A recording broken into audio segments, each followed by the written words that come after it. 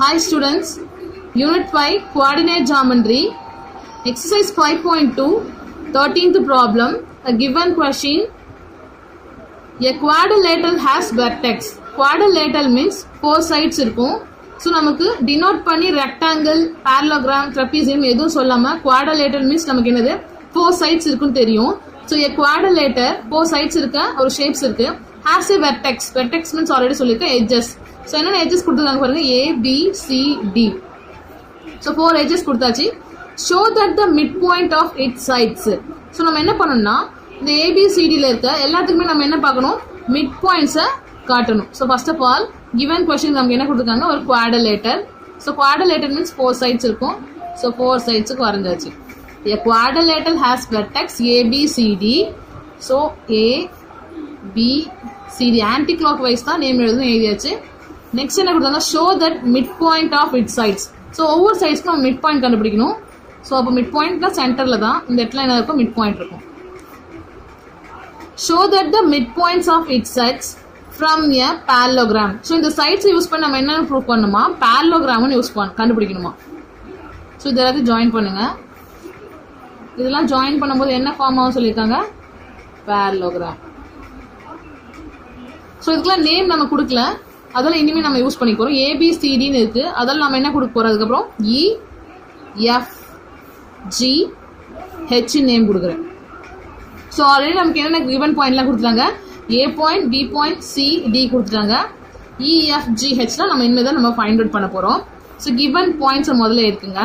Given points are given vertex. பாயிண்ட்ஸ்னா எங்க இருக்க வேணா பாயிண்ட்ஸ் சொல்லிக்கலாம், ஆனால் வெர்டெக்ஸ்ன்னு சொல்லும்போது நமக்கு என்ன அர்த்தம், எட்ஜஸ் மட்டும்தான் அர்த்தம்.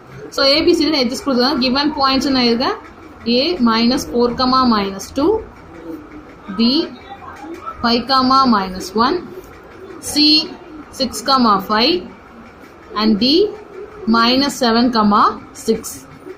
ஃபர்ஸ்ட் ஆஃப் ஆல் கொஸ்டின் நமக்கு என்ன கேட்டிருக்காங்க, show that the mid point. அப்போ ஒவ்வொன்றுக்கும் நம்ம என்ன கண்டுபிடிக்க போகிறோம், மிட் பாயிண்ட் கண்டுபிடிக்க போகிறோம். ஏபியோட மிட் பாயிண்ட் E, பிசியோட மிட் பாயிண்ட் F, சிடியோட மிட் பாயிண்ட் G, ஏடியோட mid point H. So mid point formula already நமக்கு தெரியும். மிட் பாயிண்ட் ஃபார்முலா என்னது, x1 + x2/2, y1 + y2. So அதான் கண்டுபிடிக்க போகிறேன். First one, mid point of AB equal to x1 + x2/2, y1 + y2/2. Mid point of AB நமக்கு என்னது E. So அப்போ ஸ்ட்ரெயிட்டாக நேம் எழுத ஆரம்பிச்சிடுறேன், ஈன்னு எழுத ஆரம்பிச்சிடும். ஈக்குவல் டு x1, இந்த வேல்யூஸ் நமக்கு AB தான் யூஸ் பண்ணுறோம். அப்போ AB தான் நான் இந்த இடத்துல சைடில் எழுதுறேன், எனக்கு பிளேஸ் இல்லைன்னு சொல்லிட்டு. நீங்களும் சைடில் எழுதிக்கோங்க. இந்த இடத்துல எழுதுனா ப்ராப்ளம்ஸ்க்கு கொலாப்ஸ் ஆன மாதிரி இருக்கும். -4, -2A அண்ட் B யூஸ் பண்ண போகிறோம். B value 5, -1. ஸோ ஏபின்றதால ஃபர்ஸ்ட் இதான் 1, x1, y1, x2, y2. So substitute பண்ணுங்க. x1 value -4, x2 value +5/2, y1 value -2, y2 value -1. So இங்கே ப்ளஸ் இருக்கு, -3 × +1/2. ஸோ அப்போ என்ன ஃபார்ம் ஆகும், -4 + 5 1ன்னு வரும். அப்போ இது என்ன ஆகும் பாருங்க, -3/2. ஸோ அதுதான் எழுத போகிறோம். E equal to 1/2, -3/2. So next நம்ம என்ன கண்டுபிடிக்கணும், ஃபர்ஸ்ட் ஆஃப் ஆல் கண்டுபிடிச்சது ஏபியோட மிட் பாயிண்ட் E. இப்போ பிசியோடது கண்டுபிடிக்க போகிறோம். So mid point of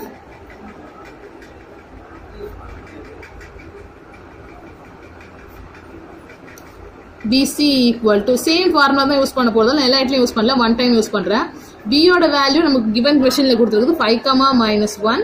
and next நமக்கு என்ன கொடுத்துருக்காங்க, சியோட பாயிண்ட் 6, 5. ஸோ பி தான் ஃபர்ஸ்ட் இருக்கிறதால x1, y1, x2, y2ன்னு கொடுத்துட்டேன். ஸோ அப்போ சப்ஸ்டியூட் பண்ணுங்கள். x1 + x2 அப்போ என்ன ஆகும், 5 + 6/2, y1 + y2 -1 + 5/2 equal to 5 + 6 11/2, -1 + 5 4 biggest number symbol plus. So 11/2, 4/2. So இது நம்மளால கேன்சல் பண்ண முடியும். 1 2 is 2, 2 2s are 4. 11/2, 2. Midpoint of BC means diagramல என்னது F. ஸோ அப்போ F தான் நான் டினோட் பண்ணிக்குவேன். ஃபர்ஸ்ட் செகண்ட் சும்மா நம்ம புரியணுன்றதுக்காக ஈக்குவேஷன் போகிறோம். First equation, second equation. So F கண்டுபிடிச்சாச்சு. நெக்ஸ்ட் நம்ம G கண்டுபிடிக்கணும். CDயோட mid point. So mid point of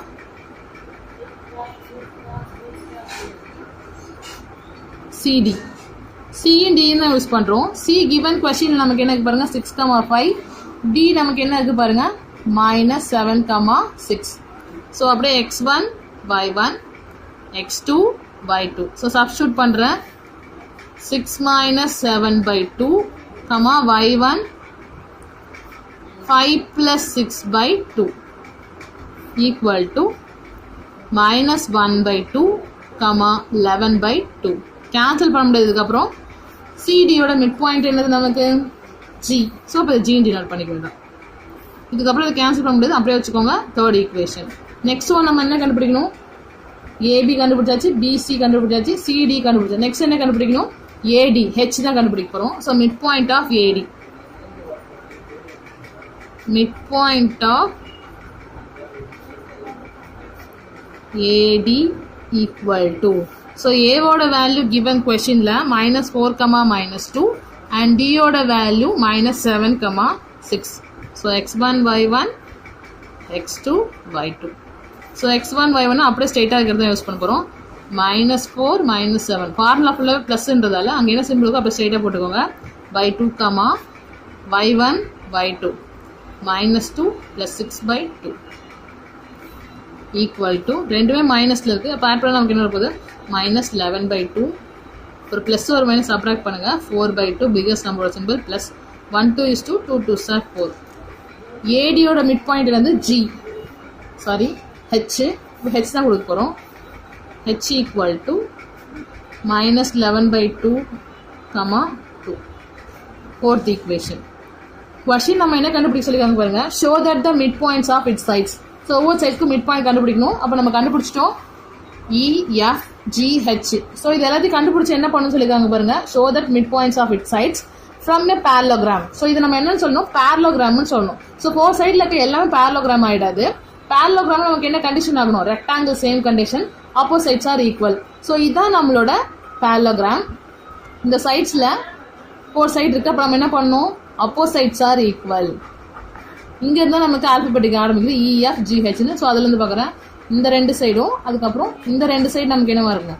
ஈக்குவலாக இருக்கணும். ஸோ நம்ம எதை யூஸ் பண்ணி லென்த்தை கண்டுபிடிக்கிறோம்? நம்ம இது வரைக்கும் ஸ்லோப்ஸ் யூஸ் பண்ணி தான். ஸோ ஸ்லோப்ஸ் ஈக்குவலாக இருக்கா பாருங்க. EFக்கும் GHக்கும், அதே மாதிரி FGக்கும் EHக்கும் கண்டுபிடிக்க போகிறேன். ஸோ நெக்ஸ்ட் அந்த ஸ்டெப்ஸ் தான்.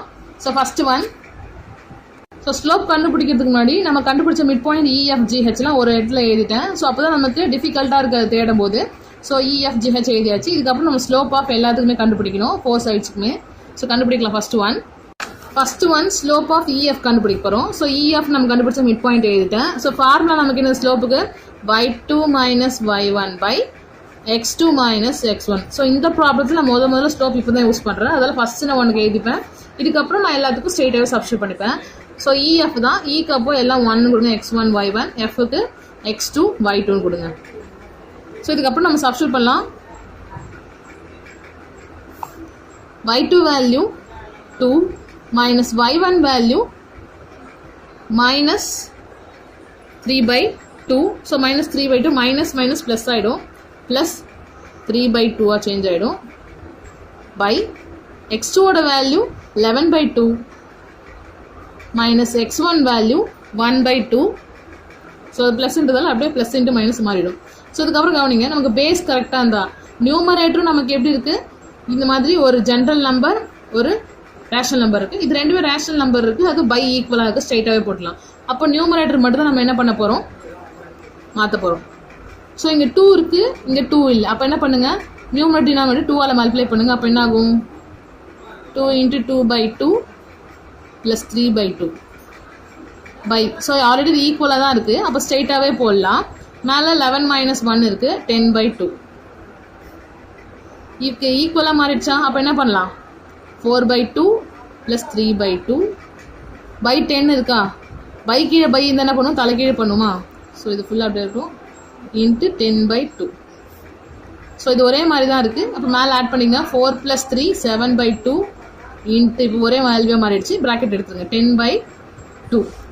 1 2 is 2 சாரி 10/2 நமக்கு என்ன ஆகும் 2/5 மாறும், தலைக்கீழே மாறும். 2/10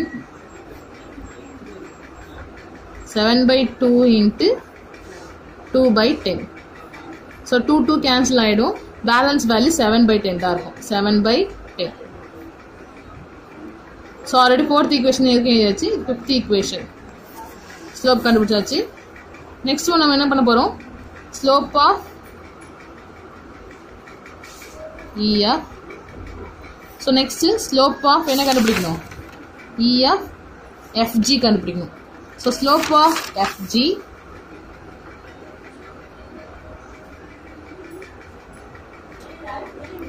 ஃபார்முலா சேம்ன்றதால மறுபடியும் யூஸ் பண்ண போகிறதில்ல. ஆல்ரெடி நம்ம கண்டுபிடிச்ச எஃபோட வேல்யூ 11/2, 2. ஜியோட வேல்யூ -1/2, 11/2. ஸோ எஃப்பும் ஜி நமக்கு தெரிஞ்சிச்சு. ஃபார்முலா சப்ஸ்டியூட் பண்ண போகிறோம். எஃப் ஜி தான் இருக்குது. எஃப் ஃபர்ஸ்ட்ன்றதால x1 y1 g x2 y2. So substitute பண்ணுங்கள். y2/y1 தானே. So y2 - y1, y2 value 11/2 -y1 general 2 தான் by. Next x2 -1/2 formula -x1 11/2. So இந்த மாதிரி பையில் இருந்தால் நம்ம என்ன பண்ணலாம், இந்த மாதிரி டினாமினேட்டர் இல்லாத வேல்யூஸை மல்டிப்ளை பண்ணிக்கலாம். அப்படி இல்லை கிராஸ் மல்டிப்ளை பண்ணி காட்டுறேன். இதில் 2 2s are 4. அப்போ ஸ்ட்ரெயிட்டாக போயிடுங்க. அதே தான் வரும் 11 - 4/2. ஸோ இந்த பை ஈஸாக மேலே இருக்கிறது சின்னதாகவும் கீழே இருக்கிறது பெருசாக போடுங்க. அப்போ தான் டிஃப்ரென்ஸ் இருக்கும். ஸோ டினாமினேட்டர்ஸ் ஆர் ஈக்குவல், ஸ்ட்ரைட்டாகவே போடுறேன்.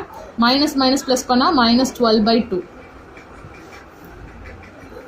11 - 4 நமக்கு என்ன வரும் 7. 7/2. ஸோ இது ரெசிப்ரோக்கல் இருக்கிறது என்ன ஆகும், டினாமினேட்டர் இருக்குது ரெசிப்ரோக்கல் ஆகும். 2/-12. 2 கேன்சல் ஆகிடும். பேலன்ஸ் நமக்கு என்ன இருக்கும் அப்போது -7/12. ஸோ இதான் நமக்கு என்னது slope of FG. 5th equation, இதுதான் 6th ஈக்குவேஷன். ஸோ நம்ம என்ன கண்டுபிடிச்சாச்சு, EF FG கண்டுபிடிச்சோம். நெக்ஸ்ட்டு GH கண்டுபிடிக்க போகிறோம். ஸ்லோப்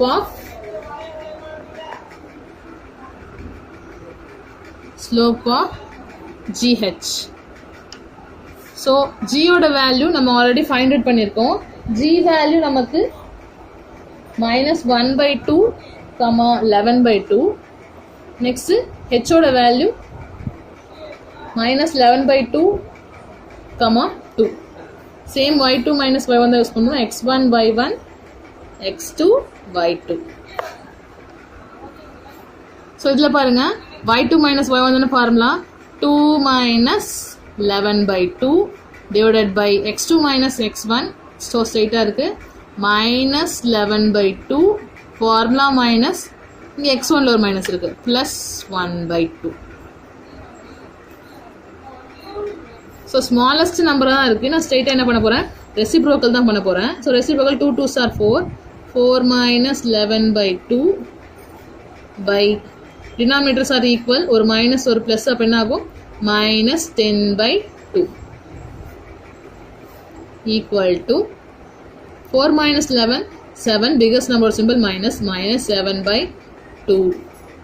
ஸோ இது என்ன ஆகும், டினாமினேட்டர் இருக்குது ரெசிப்ரோக்கல் ஆகுமா, -10/2 2/-10 சேஞ்ச் ஆகிடும். 2 கேன்சல் ஆகிடும், மைனஸ் கேன்சல் ஆகிடும். ஸோ பேலன்ஸ் என்ன ஆகும் 7/10 ஃபார்ம் ஆகும். So slope of GH equal to 7/10. So நம்ம எது வரைக்கும் பார்த்துருக்கோம் 5 6, இது 7th ஈக்குவேஷன். GH வரைக்கும் பார்த்தாச்சு. இன்னும் லாஸ்ட் இது ஒன்று தான் இருக்குது. GH ஃபைண்ட் அவுட் பண்ணியாச்சு. HE ஃபைண்ட் அவுட் பண்ண போகிறோம். ஸோ ஆல்ஃபபெட்டிக் ஆர்டர் படி EH தான் வரணும். So slope of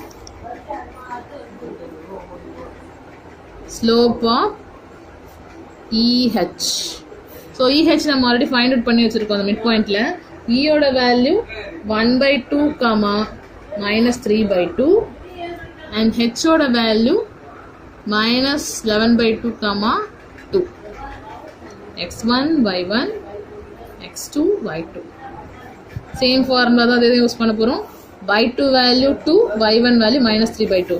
So y2 2, formula minus, இங்கே நம்பர்லேயே ஒரு மைனஸ் இருக்குது, minus into minus plus 3 by 2 by x2 value minus 11 by 2, formula minus 1 by 2. So ஒரு ஜென்ரல் நம்பர் ஒரு ரேஷனல் நம்பர் இருக்குது, க்ராஸ் மல்டிப்ளை பண்ணுங்கள். 2 2s are 4 ப்ளஸ் 3 by 2. இந்த number அப்படியே தான் இருக்கும், இங்கே மட்டும் 2 இல்லை, க்ராஸ் மல்டிப்ளை பண்ணியாச்சு. டினாமினேட்டர் கீழே ஆல்ரெடி ஒரே மாதிரி தான் இருக்குது, மைனஸ் மைனஸ் ப்ளஸ் பண்ணுவேன், அப்போ எனக்கு என்ன ஆகும், minus 12 by 2 equal to 4 plus 3 7 by 2 into, so இது ரெசிப்ரோக்கல் பண்ணுங்கள், 2 by minus 12, 2 2 கேன்சல் ஆகிடும், balance minus 7 by 12. slope of EH, 7th equation, 8th equation. So question நம்ம என்ன கண்டுபிடிக்க சொல்லியிருந்தாங்க, mid point of ABCD find out பண்ணியாச்சு எல்லாத்தையுமே. ஸோ நெக்ஸ்ட் நம்ம என்ன கண்டுபிடிக்கணும், பேரலோகிராமான்னு ஃபைண்ட் அவுட் பண்ணோம். பேரலோகிராம் கண்டுபிடிக்க ஸ்லோப் கண்டுபிடிச்சோம். ஸோ என்னெல்லாம் ஸ்லோப் கண்டுபிடிச்சோன்னு பாருங்கள். First one EF, FG, GH and EH. So parallelogram சொல்லணும், ஆப்போசைட்ஸ் ஆர் ஈக்குவல் சொல்லணும். ஸோ டயக்ராமில் நமக்கு இப்படி தான் இருக்குன்னு வச்சுக்கோங்க, EFGH. ஸோ EF என்ன கண்டுபிடிச்சோன்னு பாருங்கள், 7 by 10.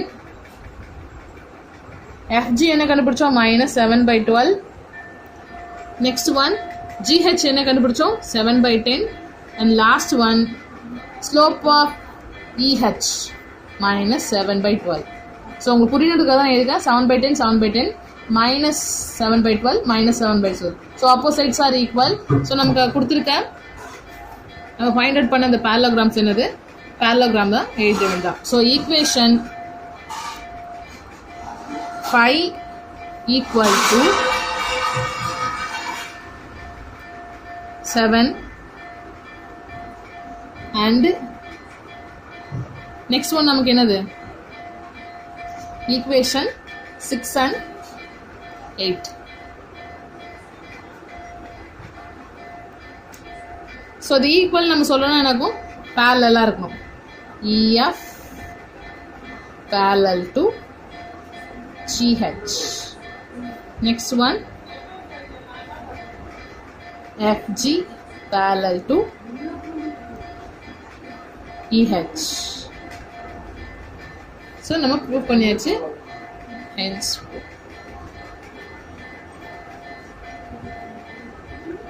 therefore EFGH is a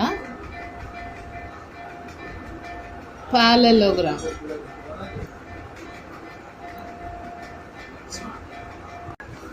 Homework problem 12th questionல A question. ஸோ ABCDன்னு சொல்லிட்டு 4 vertex கொடுத்துருக்காங்க. ஃபர்ஸ்ட் சப்டிவிஷன் என்ன கண்டுபிடிக்கணும்னா slope of the line segment. எதுக்கெல்லாம் ஸ்லோப் கண்டுபிடிக்கணும்னா ABCD. நெக்ஸ்ட் என்ன கொடுத்துருக்காங்க பாருங்க, அதே தான் ஸ்லோப் எதுக்கு கண்டுபிடிக்கணும்னா BCADக்கு. So subdivision 3 what can you deduct from your answer. So நீங்கள் இந்த 4 ஸ்லோப்ஸ்லேருந்து என்ன கண்டுபிடிச்சிங்கன்னு கேட்டிருக்காங்க. ஸோ என்ன ஷேப் ஃபார்ம் ஆகுதுன்னு கண்டுபிடிங்க, ரெக்டாங்குலரா, பேரலோகிராமா, ட்ரபீசியமா. ஸோ அதுக்கு நீங்கள் கண்டுபிடிக்கிறதுக்கு டயக்ராம் போட்டுக்கோங்க. அப்போசைட்ஸ் ஆர் ஈக்குவலாக வருதா, 4 சைட்ஸ் ஆர் ஈக்குவலாக வருது, சப்போஸ் ஸ்கொயர் கூட வரலாம். Opposites are equal, 4 sides are equal. So opposites are equal, அதுக்கப்புறம் இந்த 2 சைடு ஈக்குவல் ட்ரபீசியம். ஸோ எதுன்னு நீங்களே எந்த ஷேப்புன்னு ஃபைண்ட் அவுட் பண்ணி கண்டுபிடிக்கணும், அதுதான் கொஸ்டினில் கேட்டிருக்காங்க. Thank you students.